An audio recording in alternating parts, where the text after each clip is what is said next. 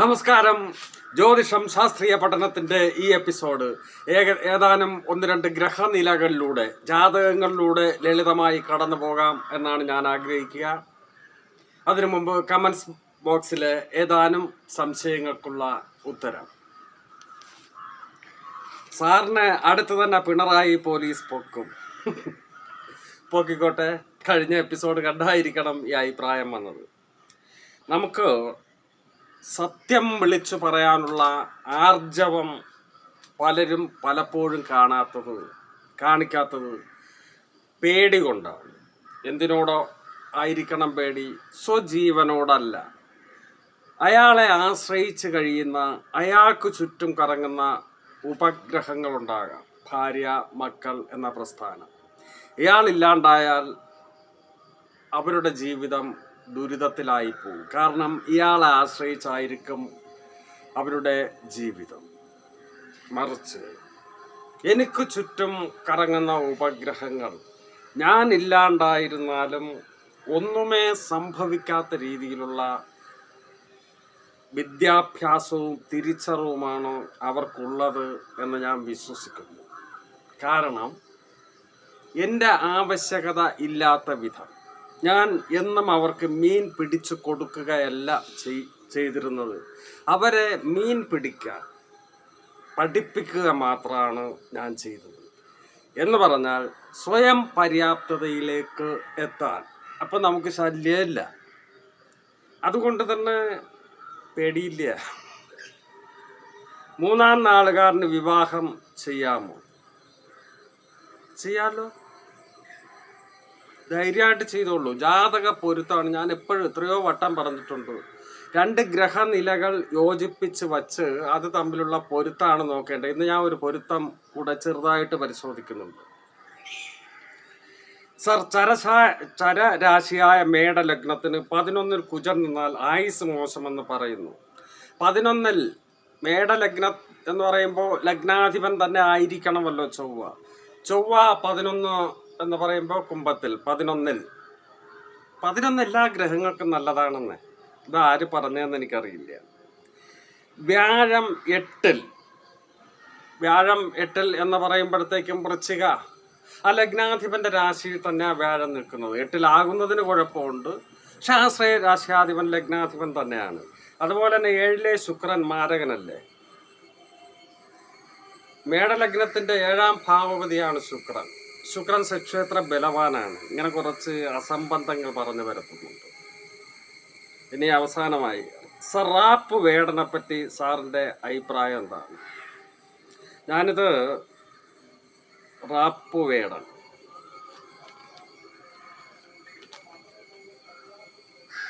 രണ്ട് വ്യക്തിത്വങ്ങളെ തമ്മിൽ കമ്പയർ ചെയ്ത് ഒരു വീഡിയോ ചെയ്യണമെന്ന് ഉദ്ദേശിച്ചിരുന്നപ്പോഴത്തേക്കുമാണ് ഈ ചോദ്യം ഉണ്ടായത്. 2 ചെറുപ്പക്കാർ, ഒന്ന് ഈ പറഞ്ഞ റാപ്പ് വേടൻ എന്ന ഓമനപ്പേരിൽ ഇപ്പോൾ ആഘോഷിക്കപ്പെടുന്ന റാപ്പ് സംഗീതത്തിൽ ചടുലമായ വേഗത കൊണ്ടും തൻ്റെ മാന്ത്രികതയാർന്ന ഗാന വിശേഷങ്ങൾ കൊണ്ടും ജനങ്ങളെ വിസ്മയത്തിൻ്റെ ആസ്വാദനത്തിൻ്റെ അങ്ങേ തലത്തിൽ നിർത്തുന്ന പ്രതികരണ ശേഷി കൊണ്ട് തൻ്റെ അഭിപ്രായങ്ങൾ വെട്ടിത്തുറന്ന് പറയുന്ന റാപ്പ് വേടൻ. മറ്റൊന്ന്, ആഴ്ചകൾക്ക് മുമ്പ് തൃശ്ശൂരിൽ ആത്മഹത്യ ചെയ്ത അനൂപ് എന്ന ചെറുപ്പക്കാരനും 2 വ്യക്തിത്വങ്ങളും കമ്പയർ ചെയ്തിട്ട് എങ്ങനെയാണ് ഒരു മനുഷ്യൻ ജീവിക്കേണ്ടത് എന്നതിനെപ്പറ്റി ഒരു വീഡിയോ ചെയ്യണമെന്നാണ് ഞാൻ വിചാരിച്ചിരുന്നത്. ഇപ്പോൾ ചെറിയ രീതിയിൽ ഞാനൊന്ന് കമ്പയർ ചെയ്യാം. സമൂഹത്തിൽ നിന്ന് പാർശ്വവൽക്കരിക്കപ്പെട്ട് ഏവരാലും മാറ്റി നിർത്തപ്പെട്ട് ജനനം പോലും ഒരു റെയിൽവേയുടെ ഒരു കരയിൽ, ഒരു പുറമ്പോക്കിൽ, ഒരു കുടിലിൽ മറ്റു പിള്ളേരോടൊപ്പം ജനിച്ച നമ്മൾ സമൂഹത്തിൽ നിന്ന് ഉന്നതന്മാരെന്ന് കരുതുന്ന ചില പേരുകൾ കേൾക്കുമ്പോൾ അവർ കറപ്പ, വേടർ, പറയർ, പുലയർ എന്നൊക്കെ പറഞ്ഞു അങ്ങനെ ആ സമുദായത്തിൽ പിറന്നു വീഴുകയും ദാരിദ്ര്യത്തിൻ്റെ പരകോടിയിൽ സാധാരണ രീതിയിൽ ശിശുക്കൾക്ക് ഏത് ദാരിദ്ര്യത്തിലും ഏത് സമ്പന്ന അന്തരീക്ഷത്തിലുമൊക്കെ ഈ പിച്ചവച്ച നടക്കുന്ന കാലത്ത് അമ്മയുടെ സ്നേഹമെങ്കിലും അടുത്തു നിന്ന് കിട്ടും. അച്ഛനമ്മമാരുടെ ഇത് ഓടിക്കളിക്കുമ്പോൾ വീഴുമ്പോൾ വന്നെടുക്കുക, ഉമ്മ വയ്ക്കുക, തലോടി കൊടുക്കുക. ഇതാണല്ലോ അമ്മയും കുഞ്ഞും തമ്മിലുള്ള ആ ഒരു ശൈശവകാല ബന്ധം. ഇതുപോലും കിട്ടാതെ അമ്മയുണ്ടായിരുന്നിട്ട് പോലും, കാരണം അമ്മയ്ക്ക് ഈ കുട്ടിയോട് വെറുപ്പല്ല, കാരണം അവർക്ക് വല്ലതും കഴിക്കണമെങ്കിൽ, കുട്ടികൾക്ക് ഭക്ഷണം കൊടുക്കണമെങ്കിൽ വീട്ടുവേലയ്ക്ക് നിരന്തരം പല വീടുകളിലും പോകണം. അവിടെ ചെന്ന് അവിടെ നിന്ന് കിട്ടുന്ന എച്ചിൽ ഭക്ഷണം കൊണ്ടായി കുട്ടികൾക്ക് കൊടുക്കേണ്ടത്. അതിനിടയിൽ കുഞ്ഞുങ്ങളെ ലാളിക്കാനുള്ള സമയമില്ല. പള്ളിക്കൂടത്ത് പോകുമ്പോഴും ഇവൻ്റെ പേരല്ല കൂട്ടുകാർ വിളിച്ചിരുന്നത് വേടൻ എന്നാണ്. 10ാം ക്ലാസ് കഴിയുന്നു. 10ാം ക്ലാസ്സിനിടയിൽ കൂലിപ്പണിക്ക് പോകുന്നു. വാർക്കപ്പണിയാണ്, ഇത്തിരി കഠിനമായി ശാരീരിക അധ്വാനം ആവശ്യമുള്ള പണിയാണ്. ഇതിനിടയിൽ തൻ്റെ ഉള്ളിൽ ഉറഞ്ഞു കിടന്ന സംഗീതത്തിൻ്റെ ആ അലയൊലികൾ അയാൾ തിരിച്ചറിയുന്നുണ്ട്. അതിലേക്ക് വേണ്ടിയുള്ള പരിശ്രമങ്ങൾ നടത്തിക്കൊണ്ടേയിരുന്നു. പ്രീ ഡിഗ്രിക്ക് 2 വർഷം പോയെങ്കിലും അത് പഠിക്കാൻ സാധിച്ചില്ല. കാരണം ജീവിത ക്ലേശങ്ങൾ അയാൾ അത്രത്തോളം വേട്ടയാടിയിരുന്നത് കൊണ്ട് ഈ കൂലിപ്പണിക്ക് പോകേണ്ടി വന്നു. അധിക വിദ്യാഭ്യാസമൊന്നും കിട്ടിയിട്ടില്ല. പക്ഷേ അയാളുടെ വായനയും അന്വേഷണങ്ങളും പഠനങ്ങളും ഈ ക്ലേശങ്ങൾക്കിടയിൽ തുടർന്നുകൊണ്ടേയിരുന്നു. ഒടുവിൽ അയാൾ അവസാനം ചെന്നെത്ത ഈ ചെറുപ്പക്കാരൻ, ഇപ്പോഴും ഉജ്ജ്വലമായ പെർഫോമൻസ് കാണിച്ചുകൊണ്ടിരിക്കുന്ന ഈ ചെറുപ്പക്കാരൻ ചെന്നെത്തിയതെവിടെ? ഇയാളുടെ റാപ്പ് സംഗീതവും അമേരിക്കക്കാരനായ മൈക്കൽ ജാക്സന്റെ പോപ്പ് സംഗീതവും തമ്മിലുള്ള താരതമ്യമോ അന്തരമോ കണ്ടുപിടിക്കാൻ വേണ്ടി യൂണിവേഴ്സിറ്റി കോളേജിൽ MAക്ക് ഒരു വിഷയത്തിൽ ഇയാളുടെ ഈ സംഗതിയുണ്ട്. ഇയാൾ എഴുതിയ ഈ റാപ്പ് സംഗീതത്തിൻ്റെ വരികളുണ്ട്, നോക്കൂ. പ്രീ ഡിഗ്രി കഴിയാത്ത ഒരുത്തൻ്റെ ഒരു സംഗതി MAക്കാരന് പഠിക്കാനിരിക്കുന്നു. ഇദ്ദേഹം ഇപ്പോഴും ചെറുപ്പത്തിൽ തൻ്റെ പെർഫോമൻസ് കാണിക്കുകയും ചെയ്യുന്നു. മുമ്പ് കവിയായിരുന്ന ചങ്ങമ്പുഴ കൃഷ്ണപിള്ള, അദ്ദേഹം പ്രീ ഡിഗ്രിക്കോ BAക്കോ കോളേജിൽ പഠിച്ചിരുന്ന കാലത്ത് അദ്ദേഹം പഠിച്ചിരുന്ന അദ്ദേഹത്തിൻ്റെ ക്ലാസ്സിൽ തന്നെ മലയാള പാഠപുസ്തകത്തിൽ അദ്ദേഹം എഴുതിയ കവിത പഠിക്കാനുണ്ടായിരുന്നു. അധ്യാപകൻ ഈ കവിത ചൊല്ലി പഠിപ്പിച്ച അതിൻ്റെ ആന്തരിക അർത്ഥങ്ങൾ പറഞ്ഞിട്ട് അവിടെ പഠിക്കാനിരിക്കുന്ന വിദ്യാർത്ഥികളിൽ ഒരാളായ ചങ്ങമ്പുഴയോട് ചോദിക്കും, ചങ്ങമ്പുഴേ അങ്ങനെയല്ലേ ഉദ്ദേശിച്ചത്? എന്തുമാത്രം മഹാഭാഗ്യാണ് ഇത്, പ്രതിഭകൾക്ക് കിട്ടുന്ന ഭാഗ്യമാണ്. അപ്പോൾ ഈ വേടൻ എന്ന അദ്ദേഹം ഈ പേര് സ്വീകരിച്ചത് കാരണം സമൂഹത്തിൽ നിന്ന് പാർശ്വവൽക്കരിച്ച് മാറ്റി നിർത്താൻ, തന്നെ അധിക്ഷേപിക്കാൻ, അപമാനിക്കാൻ മറ്റുള്ളവർ വിളിച്ച പേര് തന്നെ അദ്ദേഹം പിന്നെ തൻ്റെ നെയ്മായി ഏറ്റെടുത്തു. സമൂഹത്തോടുള്ള പ്രതികാരമോ പരിഹാസമോ എന്തുമാകട്ടെ, അതൊരു ബ്രാൻഡ് നെയ്മായി അദ്ദേഹം എടുക്കുകയും ചെയ്തു. ജീവിതത്തിൻ്റെ കനൽ വഴികളിലൂടെ കല്ലിലും മുള്ളിലും ചവിട്ടി കാല് പൊട്ടിപ്പോയി വീണ്ടും വീണ്ടും പൊട്ടിപ്പോകുമ്പോൾ ഈ നീറ്റലും വേദനയും പിന്നെ ഒരു തഴമ്പായി മാറുകയും ഈ വേദന ഒരു പ്രശ്നമേ അല്ലാതായി മാറുകയും അയാൾക്ക് പിന്നീടുള്ള ജീവിത വഴികളിലൂടെ ഏത് വഴികളിലൂടെയും നടക്കാനുള്ള കരുത്തുണ്ടാകുകയും ചെയ്യും. ഇനി അനൂപിലോട്ട് വരാം. റിട്ടയേർഡ് സമ്പന്നമായ കുടുംബാംഗം, റിട്ടയേർഡ് അധ്യാപകരുടെ 2 പേരും അച്ഛനമ്മമാർ അധ്യാപകരായിരുന്നു. ഒന്നിനും ഒരു കുറവുമില്ല. ജനനം കൊണ്ടുപോലും വേടന് ജനനം കൊണ്ടുപോലും ഒരു ബോണസ് കിട്ടിയിട്ടില്ല. അധകൃത എന്ന് മറ്റുള്ളവർ പറയുന്ന സമുദായത്തിലാണ് ജനിച്ച്. ദാരിദ്ര്യത്തിൻ്റെ പടുകുഴി, പട്ടിണിയുടെ പടുകുഴി. ഇതങ്ങനെയല്ല. ഓമനത്വമുള്ളൊരു കുഞ്ഞ്, രൂപസൗന്ദര്യം കൊണ്ട് അനുഗ്രഹീതൻ, വിദ്യാഭ്യാസം കൊണ്ട് അനുഗ്രഹീതൻ, സ്പേസ് ചുറ്റുപാടുകൾ കൊണ്ട് അനുഗ്രഹീതൻ. പഠിച്ചിറങ്ങിയ ഉടൻ തന്നെ ഹൈസ്കൂൾ അധ്യാപകനായി ജോലി കിട്ടുകയും കലാരംഗത്ത് ഈ റാപ്പ് വേടനെ പോലെ തന്നെ ഇത് മറ്റൊരു വിഭാഗം ഉപകരണ സംഗീതം, അടക്ക, മൃദംഗം ഇതുപോലുള്ള സംഗീത രംഗത്ത് അതിപ്രഗത്ഭമായ കഴിവ് തെളിയിച്ചിരുന്നൊരു കലാകാരൻ. മറ്റു കുഞ്ഞുങ്ങളെ സർവകലാശാല യുവജനോത്സവങ്ങൾ പങ്കെടുപ്പിച്ചുകൊണ്ട് സമ്മാനങ്ങൾ വാങ്ങുക, മറ്റുള്ളവർക്ക് വേണ്ടി സഹായങ്ങൾ ചെയ്തു കൊടുക്കുക, സമൂഹത്തിന് ഒരു രീതിയിലും ഉപദ്രവകാരിയല്ല, ഒരു രീതിയിലും. എന്ന് മാത്രമല്ല, ഗാന്ധിയൻ ഫിലോസഫി പഠിച്ചിട്ടുള്ള ആളാണ്. ഗാന്ധിജിക്ക് അദ്ദേഹത്തിൻ്റെ ദർശനങ്ങൾ ഒരു ഫിലോസഫിക്കൽ രൂപത്തിലാക്കി ഗാന്ധിയൻ ഫിലോസഫി എന്ന് പറഞ്ഞ് വിദേശ സർവകലാശാലകൾ പോലും ഗാന്ധിയൻ ഫിലോസഫി പഠിക്കാനുണ്ട്. അത് ഉൾക്കൊള്ളുന്ന ഒരു മനുഷ്യന് ആത്മഹത്യ ചെയ്യാനൊന്നും പറ്റില്ല. മറ്റുള്ളവർക്ക് വേണ്ടി സ്വജീവൻ ബലിതർപ്പണം ചെയ്യും. അപ്പോൾ അതും പഠിപ്പിക്കുന്ന അധ്യാപകനാണ്. എല്ലാം കൊണ്ടും എല്ലാ പേർക്കും നല്ല പിള്ള. നടന്നു വന്നതെല്ലാം, കല്യാണം കഴിഞ്ഞിട്ടുണ്ട്, 2 കുഞ്ഞുങ്ങളുണ്ട്, ജീവിതത്തിൽ ഒരു അലട്ടലുമേ ഇല്ല. ഈ മനുഷ്യൻ എന്തിനു ചാകണം? ജീവിതത്തിൻ്റെ പൂമെത്തയിലൂടെ മാത്രം നടന്ന് ശീലിച്ചിട്ടുള്ളവൻ്റെ കാലുകളുടെ അടിഭാഗം തഴമ്പ് പിടിക്കില്ല. അത് മൃദുത്വം ഏറിയതായിരിക്കും. ഇവൻ അപ്രതീക്ഷിതമായി വെറും നിലത്തൂടെ നടക്കേണ്ടി വന്നാൽ പോലും അവന് നടക്കാൻ പറ്റില്ല, കാല് വേദനിക്കും, കാരണം ശീലമില്ല. അപ്പോൾ ജീവിതത്തിൻ്റെ ചെറിയൊരു ആഘാതം മതി പോകാം.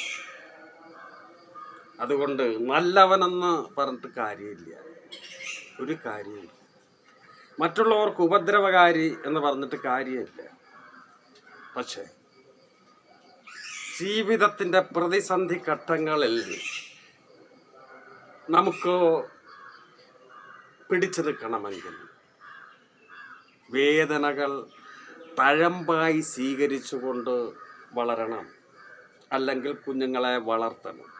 അല്ല എങ്കിൽ അവസാനം കൊടിയ വേദനകൾ അയാൾ സമ്മാനിക്കും. മറ്റുള്ളവർക്ക് ഉപദ്രവമില്ല എന്ന് പറഞ്ഞിട്ട് കാര്യമില്ല. അയാളുടെ മരണം കൊണ്ട് അയാളുടെ 2 കുഞ്ഞുങ്ങൾ, ഭാര്യ, അച്ഛനമ്മമാർ ജീവിച്ചിരിപ്പുണ്ടെങ്കിൽ അവരുടെ ജീവിതം അമ്പയെ തകർത്ത് തരിപ്പണമാക്കി കളഞ്ഞില്ലേ. ഞാൻ ഒരിക്കൽ കൂടി പറയുന്നു, അനൂപിനെ പോലെ ഒരു കുട്ടിയെയും വളർത്താതിരിക്കുക, അനൂപിൻ്റെ മനോഭാവം ഒരാളും സ്വീകരിക്കാതിരിക്കുക, കുറച്ചൊക്കെ സെൽഫിഷാകുക, നമ്മെ തന്നെ ആദ്യം പൂർണ്ണമായും സ്നേഹിക്കുക, വേടനെ പോലാകുക. എനിക്ക് വേടനെ പറ്റിയുള്ള അഭിപ്രായം അസൂയ തോന്നുന്ന അഭിപ്രായമാണ്. കാരണം വേടന് കിട്ടിയ ജീവിത സാഹചര്യങ്ങൾ, ആ സാഹചര്യങ്ങളിൽ നിന്നൊരു ഫീനിക്സ് പക്ഷിയെ പോലെ അയാൾ ഉയർത്തെഴുന്നേറ്റത്, ഇതെല്ലാം ആവേശം കൊള്ളിക്കുന്നതാണ്. വേടനെ ഹൃദയപൂർവ്വം ഞാൻ ഹൃദയത്തിൽ ഏറ്റുവാങ്ങി സ്നേഹിക്കുന്നു. അയാൾക്കിന്നും ആകാശത്തോളം ഉയർച്ചകൾ ഉണ്ടാകട്ടെ എന്ന് പ്രാർത്ഥിക്കുന്നു. ഇനി നമുക്ക് ഗ്രഹനിലയിലേക്ക്. 14/4/2019 10:49 PM കോഴിക്കോട് ജനിച്ച കുട്ടി. ഇത് എൻ്റെ ഒരു പ്രിയ പ്രേക്ഷക തൊട്ടടുത്ത വീട്ടിലെ ഒരു സ്ത്രീയുടെ മകൻ്റെ ജാതകം. ഇത് നഴ്സറി പ്രായം കഴിഞ്ഞതേ ഉള്ളൂ എന്ന് തോന്നുന്നു. അയച്ചു തന്നിട്ട് പറഞ്ഞു, ഈ കുട്ടിയുടെ വിദ്യാഭ്യാസവും തൊഴിലും ഒന്ന് നോക്കണം, അവർക്ക് പറഞ്ഞു കൊടുക്കാനാണ്. സാറിൻ്റെ കൂടെ അഭിപ്രായം കേട്ടിട്ട് ഒന്ന് പറഞ്ഞു കൊടുക്കാമല്ലോ. മാത്രമല്ല, ഞാൻ പറഞ്ഞു വീഡിയോ ആയിട്ട് വേണമെങ്കിൽ ഇടാം. വീഡിയോ ആയിട്ട് ഇടുമ്പോൾ ആ കുട്ടിയുടെ അമ്മയും കാണുമല്ലോ. ആ കുട്ടിയുടെ അമ്മയുടെ അവസ്ഥ ശകലം ഒരു പരിതാപകരമാണ്. എന്ന് പറഞ്ഞാൽ പ്രേമിച്ച് കല്യാണം കഴിക്കുകയും കുഞ്ഞുണ്ടായ ശേഷം ആ സ്നേഹബന്ധത്തിന് എന്തോ ഒരു ബുദ്ധിമുട്ടുണ്ടായി അയാൾ ഉപേക്ഷിച്ചു പോയോ ഇപ്പോൾ അകന്നോ ഒക്കെ കഴിയുന്നതായിരിക്കാം. അവരൊറ്റയ്ക്കാണ് ജീവിതത്തിൽ മകനുമായി പടവെട്ടുക. അപ്പോൾ മകൻ്റെ കാര്യം ഒന്നറിയാൻ വേണ്ടിയായിരിക്കണം. ലഗ്നം വന്നിരിക്കുന്നത് വൃശ്ചികം രാശിയിൽ. ഗുരു സ്വക്ഷേത്ര ബലവാനായി ധനുവിലുണ്ടെങ്കിലും 2-ലല്ല ഉള്ളത്, ഭാവാൽ ലഗ്നഭാവത്തിലേക്ക് മാറിക്കഴിഞ്ഞു. ഗുരു ഉള്ളത് 1-ലാണ്. എന്ന് പറഞ്ഞാൽ ലഗ്നഭാവത്തിലാണ്. ലഗ്നം വൃശ്ചികൻ രാശിയാണെങ്കിലും വൃശ്ചികൻ രാശിയുടെ ഒരു പോർഷനും ധനുരാശിയുടെ ഒരു പോർഷനും ചേർന്നതാണ് ഒന്നാം ഭാവം. ഈ ഒന്നാം ഭാവം നിൽക്കുന്ന പോർഷനിലെ ധനുരാശിയിലാണ് ഗുരു നിൽക്കുക. പക്ഷേ 2-ൽ ശനി നിൽക്കുന്നു. ശനി ഗുരുവിൻ്റെ രാശിയിൽ നിൽക്കുന്നു. ശനിയും ഗുരുവും തമ്മിലുള്ള യോഗം തന്നെയാണ്. അത് രാശിയിലൊന്നാണ് യോഗം ചിന്തിക്കുക. പക്ഷേ ഭാവം ചിന്തിക്കുമ്പോൾ ഗുരു 1. 4-ൽ കുംഭത്തിൽ തന്നെയാണ് ശുക്രൻ നിൽക്കുക. മീനത്തിൽ നിൽക്കുന്ന ബുധൻ ഭാവാൽ 4-ലേക്ക് വന്നു എന്ന് പറഞ്ഞാൽ ബുധൻ കുംഭത്തിലേക്ക് വന്നു എന്നല്ല അർത്ഥം. നീചരാശിയായ അവിടെ മീനത്തിൽ നിൽക്കുകയും ആ മീനൻ രാശിയുടെയും കുംഭൻ രാശിയുടെയും 2 പോർഷനുകൾ ചേർന്നതാണ് 4-ാം ഭാവം. അതുകൊണ്ടാണ് അങ്ങനെ സംഭവിച്ചത്. രവി ഉച്ചരാശിയിൽ നിന്നുകൊണ്ട് 6-ലല്ല നിൽക്കുക, 5-ലോട്ട് മാറിക്കഴിഞ്ഞു എന്ന് പറഞ്ഞാൽ മീനത്തല്ല വന്നത്, 5-ാം ഭാവത്തിലോട്ട് വന്നു, ഉച്ചരാശിയിൽ തന്നെ. 7-ൽ കുജൻ, 9-ൽ ചന്ദ്രൻ. ഇതാണ് കാലാവസ്ഥ. നമുക്ക് കുട്ടിയുടെ മറ്റൊന്നും നോക്കണ്ട, വിദ്യാഭ്യാസമാണ് നോക്കേണ്ടത്. അതിപ്പോഴേ നോക്കേണ്ട കാര്യവുമില്ല. 15 വയസ്സ് കഴിഞ്ഞ് മാത്രമാണല്ലോ ഇവൻ വിദ്യാഭ്യാസം ചെയ്യണമോ, പള്ളിക്കൂടത്തിന് വിടണോ, അല്ലെ വല്ല മറ്റേ തൊഴിൽ എന്തെങ്കിലും പഠിപ്പിക്കാൻ വിടണോ, അല്ലെ കലാരംഗത്തോ സ്പോർട്സ് രംഗത്തോ പോകണോ, അല്ലെ സംരംഭകനാകണോ എന്നൊക്കെ തീരുമാനിക്കപ്പെടേണ്ടത്. എന്നാലും നമുക്ക് നോക്കാം. ആദ്യം നമുക്ക് ലഗ്നം ചെറുതായിട്ടൊന്ന് നോക്കാം. ലഗ്നത്തിന് ബലം ഉണ്ടാവുമോ? ലഗ്നം വന്നിരിക്കുന്നത് വൃശ്ചികം രാശിയിൽ. അവിടെ ആ ലഗ്നഭാവത്തിൽ തന്നെ ദിഗ്ബലത്തോടുകൂടി ഗുരുവുണ്ട്. ഒറ്റ നോട്ടത്തിൽ നമുക്ക് തോന്നാം ഗുരു അവിടെ ഇല്ല എന്ന്. ലഗ്നഭാവത്തിൽ തന്നെ ദിഗ്ബലത്തോടുകൂടി ഗുരു ഭാവാൽ 1-ലുണ്ട്. അതും 2-ാം ഭാവപതിയാണ്. ലഗ്നബന്ധവുമായിട്ട് നിൽക്കുക. ലഗ്നാധിപന് ലഗ്നവുമായും 2-മായും ബന്ധമുണ്ട്. ലഗ്നാധിപന് ചെറിയ ബലക്കുറവുണ്ട് എന്ന് പറയാം. ആധിപത്യമുള്ള രാശിയിൽ നിന്നും 7-ലോട്ട് പോയാൽ ഡെസ്ട്രിമെന്റ് എന്ന് വിദേശീയർ പറയും. ബലക്കുറവ് അതൊരു ചെറിയ പോർഷനാണ്. പക്ഷെ കേന്ദ്രത്തിലാണ്, 7 കേന്ദ്രമാണ്, കേന്ദ്രത്തിലാണ് നിൽക്കുക. അതും ഒരു ശുഭരാശിയിൽ. അതൊരു ശുഭരാശിയാണ്.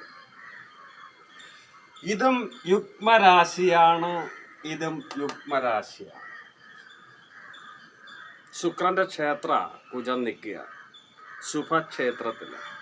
അവിടെ നിന്നുകൊണ്ട് ലഗ്നവുമായി ബന്ധപ്പെടുന്നു. അപ്പൊ ലഗ്നത്തിന് ബലമുണ്ട്. ഇനി 2-ല് വല്ല സാധനം ഉണ്ടോ? 2-ലുണ്ടല്ലോ, ശനിയുണ്ട്.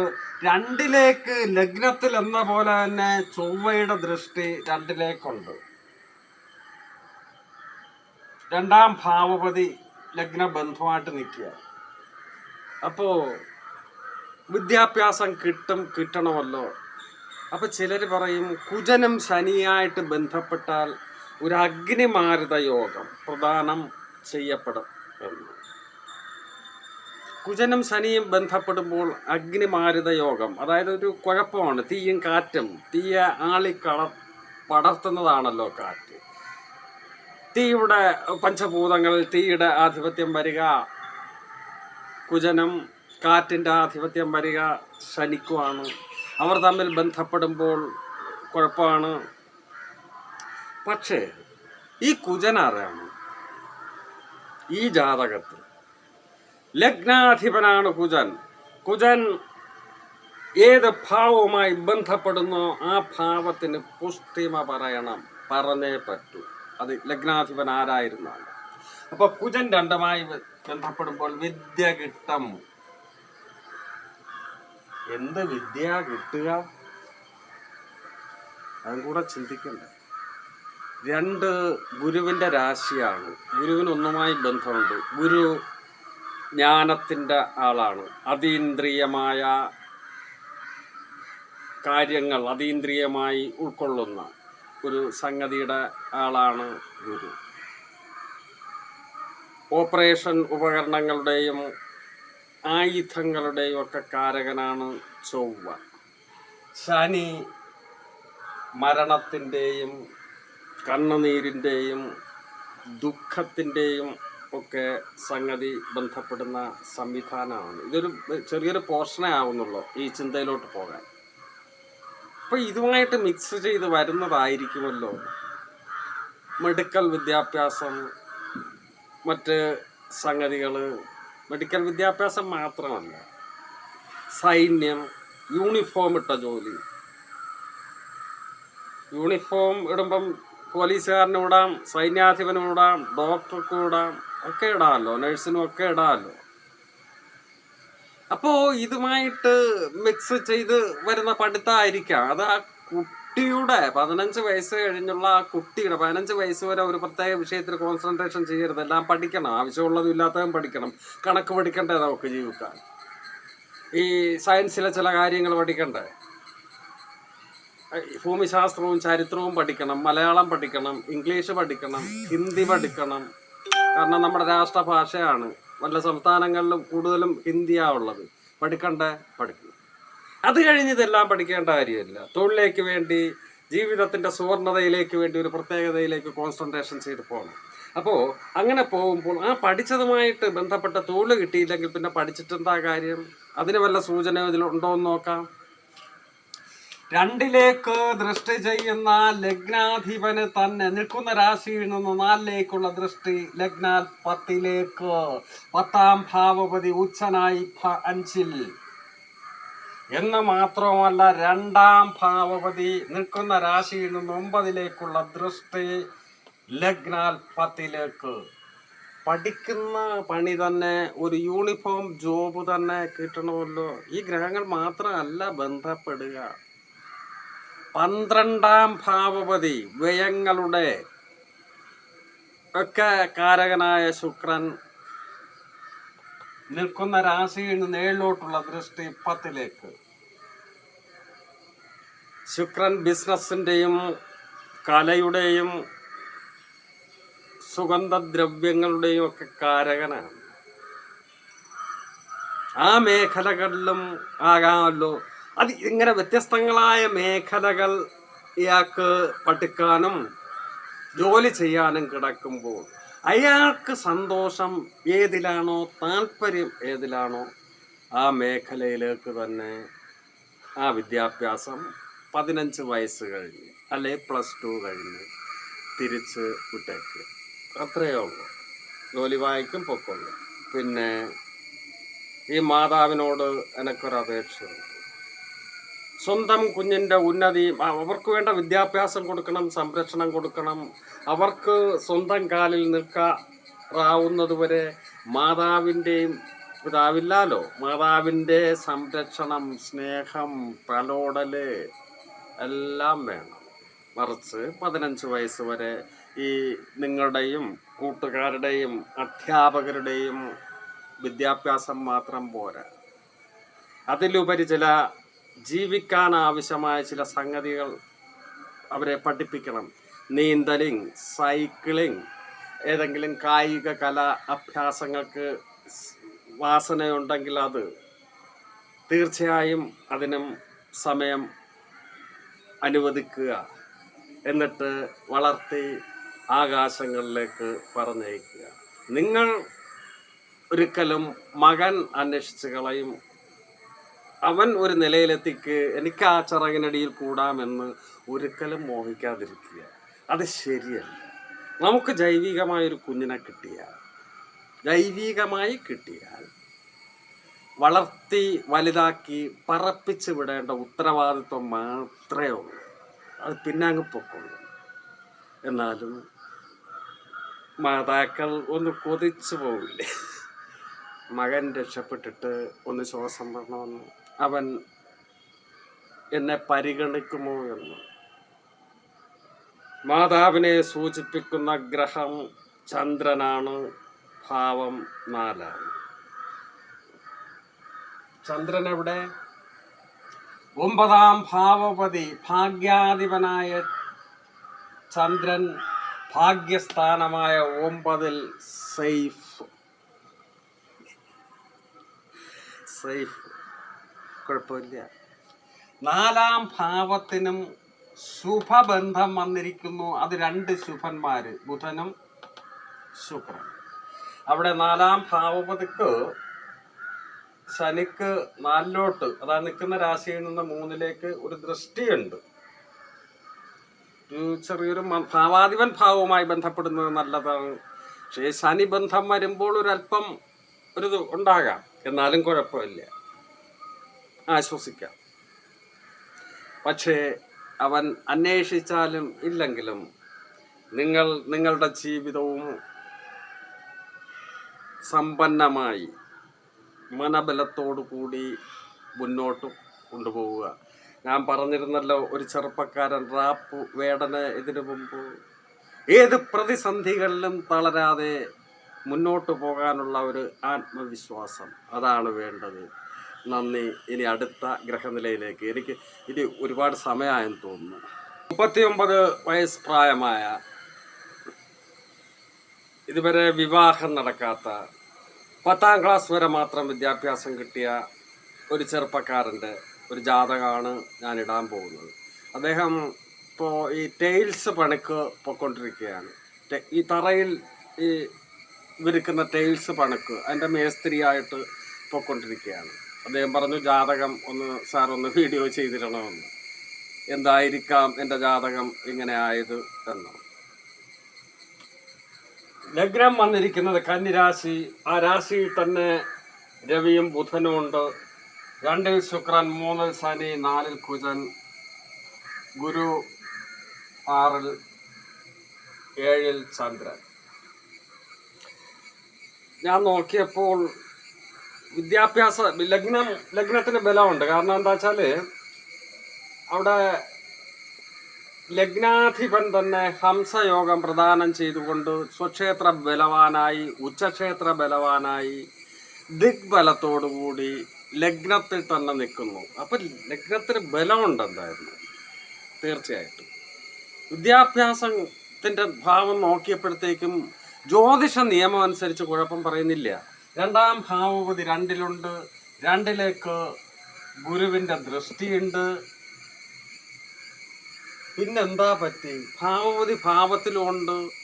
4-ഉം 7-ഉം കേന്ദ്രസ്ഥാനം വഹിക്കുന്ന ഗുരുവിനൊക്കെ ഈ രാശി എന്താ വെച്ചാല് ഈ ഉച്ചരാശിയെ പോലെ തന്നെ മേന്മയേറിയതാണ്. 2 രാശികളാണ് ഗുരുവിന് ഏറ്റവും നല്ല രാശി. അത് ഈ 2ഉം. അതിലൊന്നിലാ ഗുരുവിൻ്റെ സ്ഥാനവും.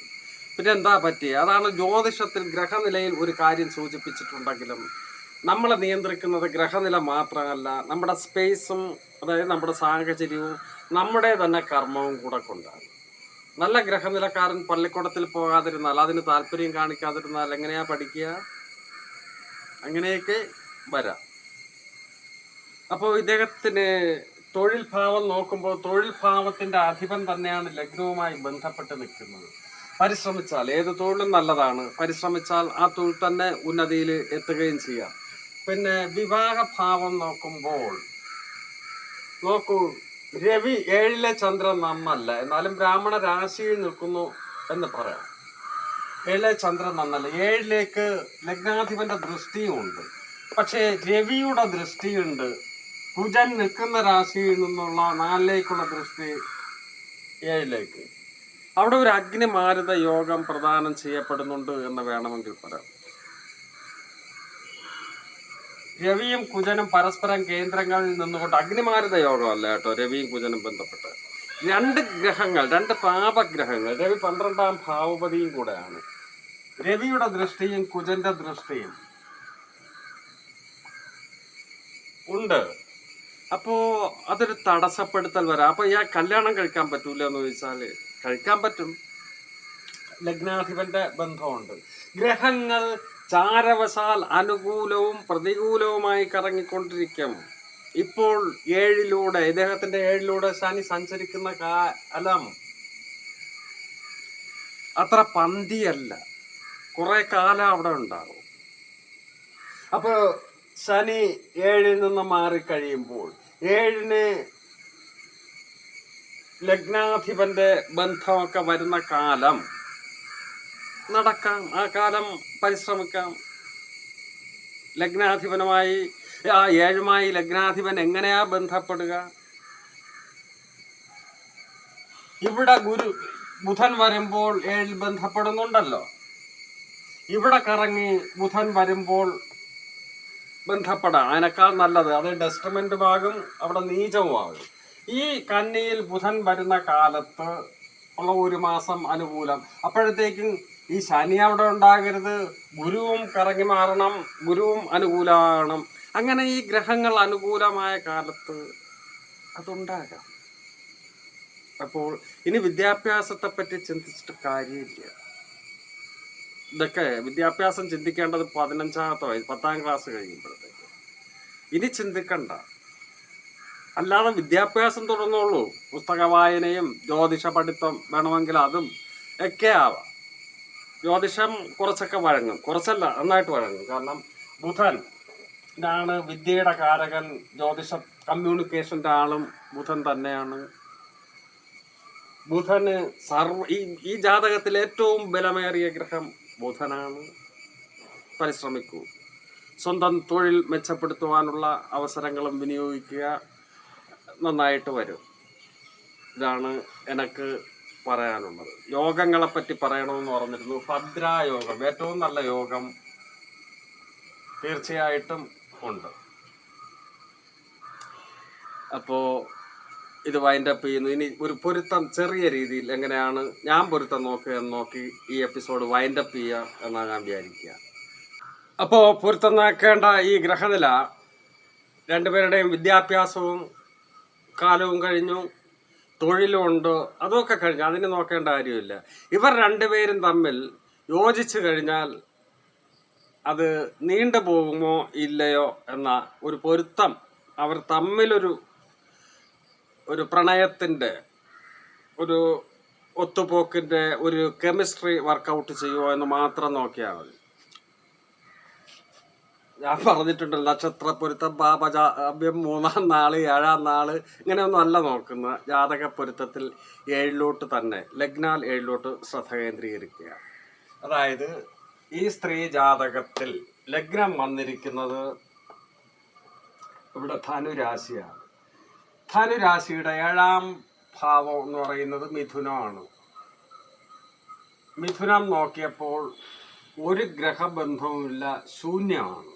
എന്നാൽ പാപബന്ധവുമില്ല. അപ്പൊ പിന്നെ 7ാം ഭാവപതി എവിടെ?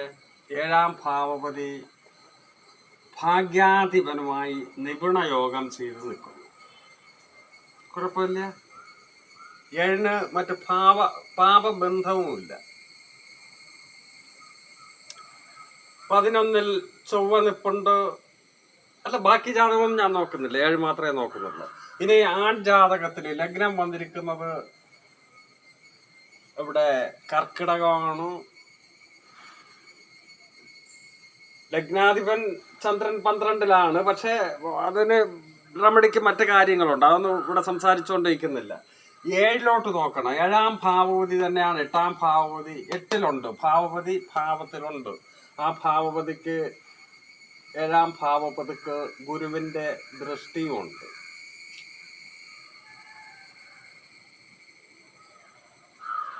ഏഴിന് നോക്കിയപ്പോൾ 7നും പാപബന്ധങ്ങളില്ല, ശുഭബന്ധവുമില്ല.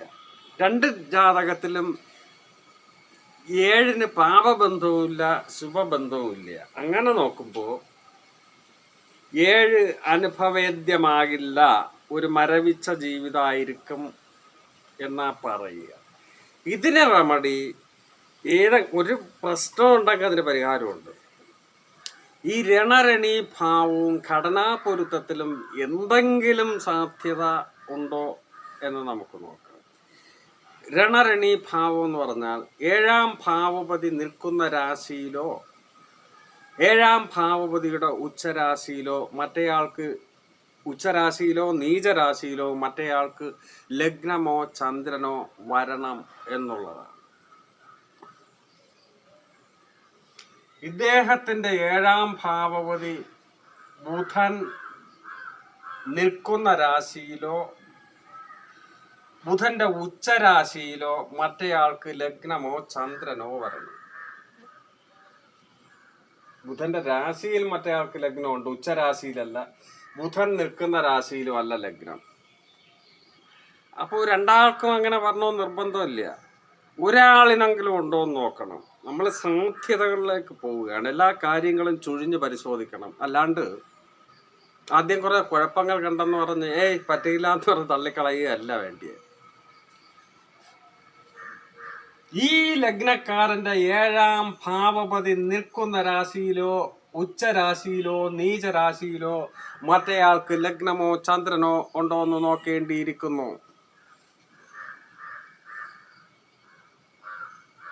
7ാം ഭാവപതി ശനി നിൽക്കുന്ന രാശിയിൽ മറ്റേയാൾക്ക് ചന്ദ്രൻ വന്നിരിക്കുന്നു. രണരണി ഭാവത്തിന്റെ അനുരണനങ്ങൾ ഉണ്ട് എന്നർത്ഥം. ഞാൻ ചെറിയൊരു കാര്യം വിശദീകരിക്കാനാണ് ഈ സംഗതി ഇട്ടത്. അപ്പോൾ ഇങ്ങനെയാണ് ഞാൻ പൊരുത്തം നോക്കുക എന്ന്. ഞാനല്ല, നമ്മുടെ ഈ ഇതിൽ ഇങ്ങനെ തന്നെയാണ് വിവരമുള്ളവർ പൊരുത്തം നോക്കുക. അല്ലാതെ നക്ഷത്ര പൊരുത്തം, പാപസാമ്യം, മറ്റത് മറിച്ചത് എന്ന് പറഞ്ഞുകൊണ്ടല്ല. അപ്പോൾ ഈ ഞാനിന്ന് പറഞ്ഞ ഈ വർത്തമാനങ്ങൾ നിങ്ങൾക്ക് ഉപകാരപ്പെട്ടു എന്ന് തോന്നുകയാണെങ്കിൽ ദയവ് ചെയ്ത് ലൈക്കുകളും കമൻസുകളും കൊണ്ട് എന്നെ അനുഗ്രഹിക്കുക. അടുത്ത ആഴ്ച ജ്യോതിഷത്തിലെ പുത്തൻ അറിവുകളുമായി ഞാൻ വരുന്നതാണ്. നന്ദി.